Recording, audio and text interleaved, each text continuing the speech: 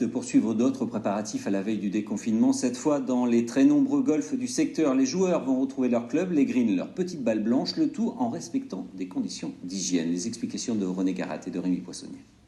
Donc quand vous jouez, vous faites tomber la balle dans le trou et ça permet au joueur de ramasser sa balle sans avoir à mettre la main dans le trou comme les autres joueurs.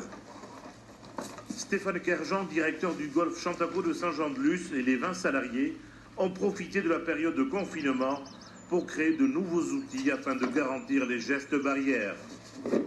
Pas plus de 10 personnes au même endroit, distanciation, accès aux bâtiments interdits. Tout est fin prêt pour accueillir les golfeurs en toute sécurité ce lundi. Une réouverture très attendue. On est quand même sur à peu près 35-40 hectares avec 72 joueurs en même temps, ça veut dire un demi-hectare par joueur.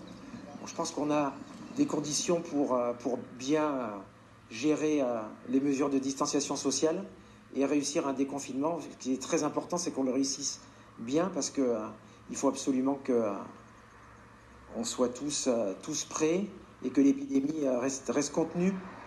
Même mobilisation au golfe de Biarritz avec un dernier débriefing du personnel.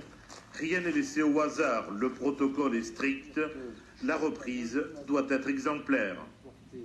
Ce déconfinement a été travaillé par l'ensemble de la filière, c'est-à-dire que tous les métiers, toutes les associations, les syndicats, les regroupements professionnels, la fédération, et tout ceci piloté par la Fédération de golf, qui était le seul interlocuteur auprès des ministères notamment, a travaillé de concert afin de faire des propositions qui soient réalisables et adaptables le plus rapidement possible.